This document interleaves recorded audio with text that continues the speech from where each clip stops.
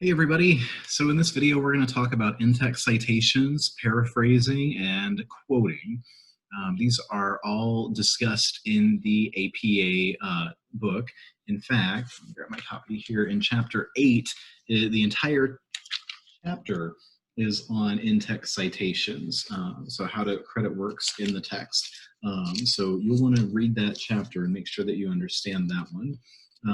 That's going to be, I'm going to give you kind of the overview of it, but use this as a guide for when you have those specific questions. Now, thankfully, in this class, all the materials that we're working with are actually journal articles, so you're going to use kind of the same system for each one, but there may be cases in the future where you've got kind of oddball situations, and so you'll want to get familiar with that chapter just so you can you know what's in there in case it comes up in the future, depending on what classes you go into next. So let me go ahead and share my screen.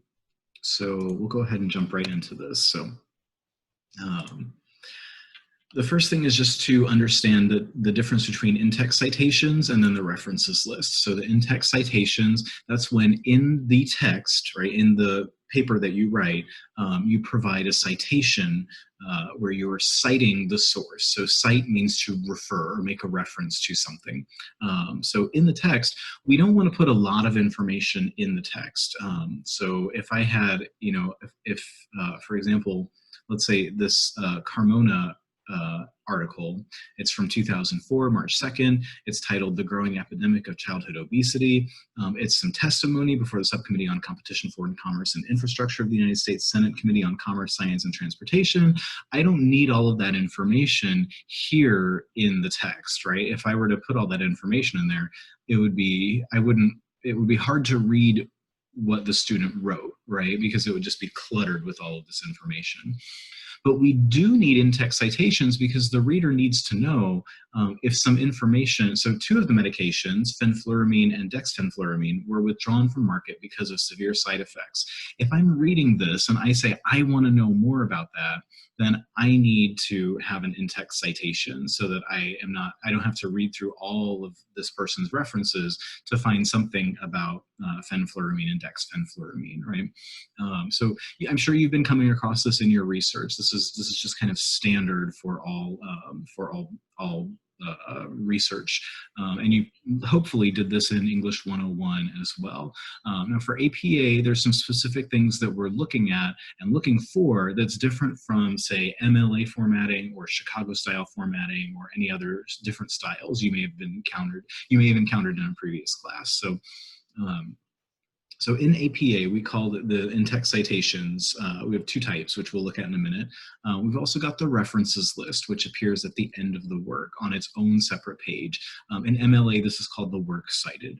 The references list has the hanging indents, where only the first line is flush left, and every other line in an entry is indented over ½ of an inch. And you can see that they're in alphabetical order. So the references list give you all that information so that the reader, if the reader needs to locate that information or wants to locate that information, whether it's to check your work or whether it's because, with this type of research, our goal here is to spread information and spread knowledge. And so by putting references in every time I find one, then I'm enabling my reader I'm giving access to my reader to all that information. So I'm empowering my reader in that sense. So that's the reason to provide all this information in the references list. So let's start with the in-text citations. The system the APA uses is called the author date system. And so there's two types. There's the parenthetical citation, which looks like this, Alexander, 2018. So here's an example in a sentence. Traditionally, professional development for music educators has emphasized content instruction over student musical thinking. So that's a paraphrased idea. And where does that come from? It comes from Bautista et al. 2017. This et al., if you have not seen this before, this is for a group of authors, and we'll talk more about that in a minute, but et al. Means and the others.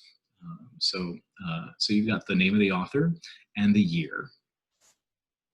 We've also got what's called a narrative citation, and that's where in the narrative that you're writing, you mention the name of the authors. So Bautista et al. Found that professional development for music educators has emphasized content instruction over student musical thinking.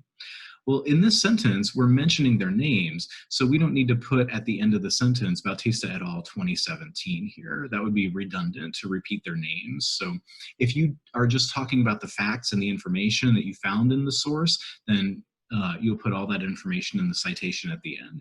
If you do mention their names, then you don't put the citation at the end, and you put the year, just as a general rule, something to always remember is that the name of the author and the year always go side by side.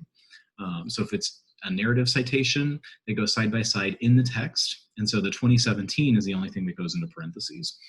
If you're doing a parenthetical citation, then it always goes at the very end. I want to say the very end of the sentence, but there may be times where you cite like two different authors' opposing views within the same sentence.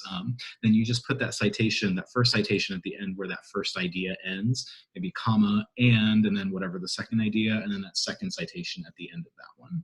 That would be the way to handle that.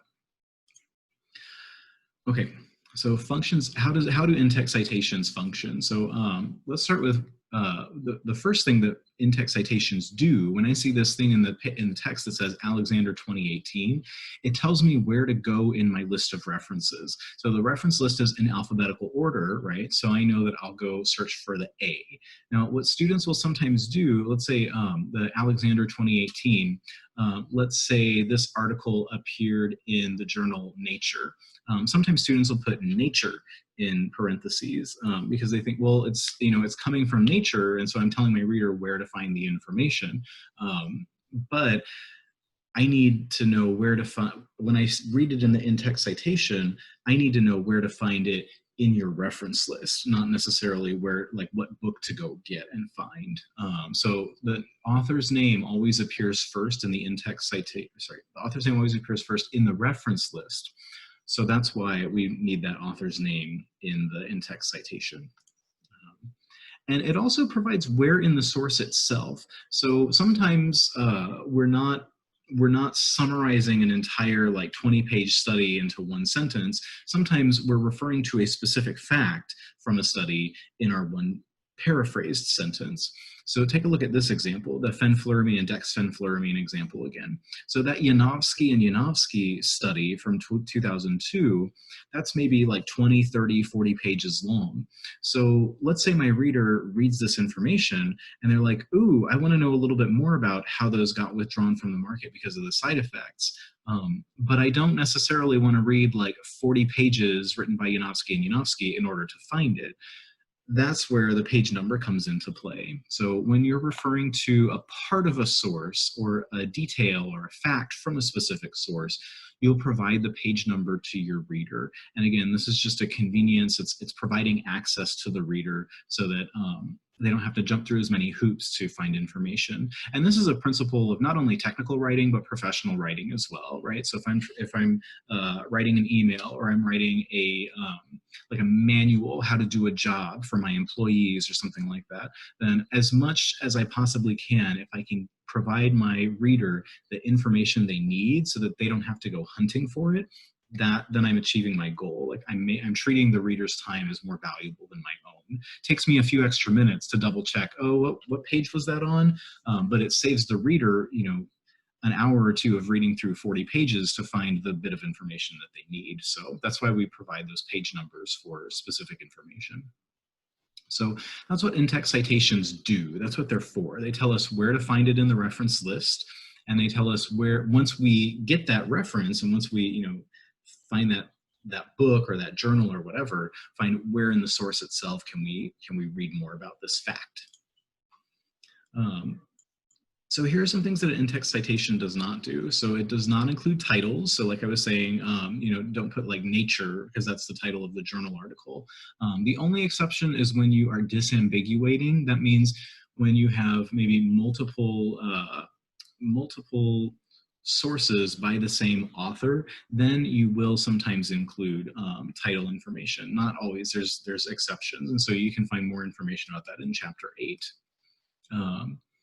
It does not include more than 2 names of authors. So take a look at this. This is from 8.17. So when you have one author, it's going to look like this. When you have 2 authors, it's going to look like this: Perkins, ampersand, Jackson, 2020. Now notice when you're doing the narrative citation, you don't put the ampersand because you're writing out a full sentence. So they want you to spell out the word and. That makes sense, right? So then, but when you get the 3 or more authors, this is what I was pointing out earlier with the Bautista et al. Example, then you take all those authors past the first one, not even the second one gets named, only name the first one, and then et al. Et means and all, I can't remember the Latin word, it's like alum or album or something, and it means and the others. And so in the narrative citation, it's still going to be ETAL period.